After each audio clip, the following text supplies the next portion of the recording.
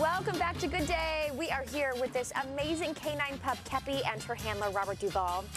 He is actually a retired sheriff's deputy who now volunteers his time to make sure he can take Kepi out and ensure that our law enforcement agencies and personnel are doing okay. So we know that with everything that has happened in Florida, it took a very somber tone yesterday, and those law enforcement personnel, the members of those law enforcement agencies, were putting themselves into a crime scene that was unfathomable, and you have to imagine what that is like for them.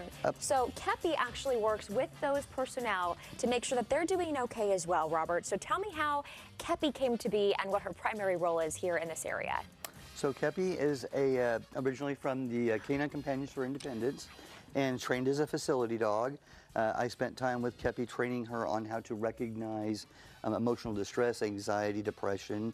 In law enforcement, we're really good at masking the pain that we go through on these tragic calls. Fire department, EMS, dispatch, all the same.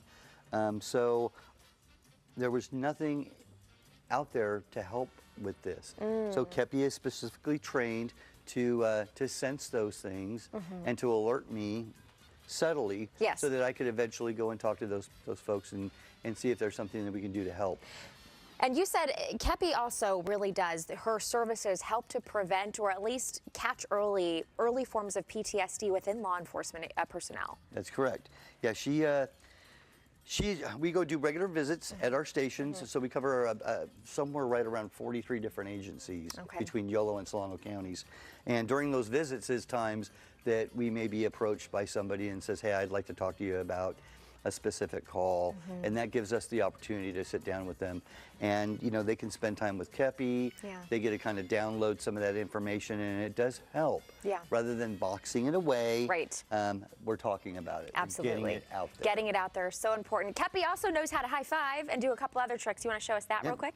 Kepi, give her a high five. High five. High five before we go to break. Come on. Give her a high five. High five.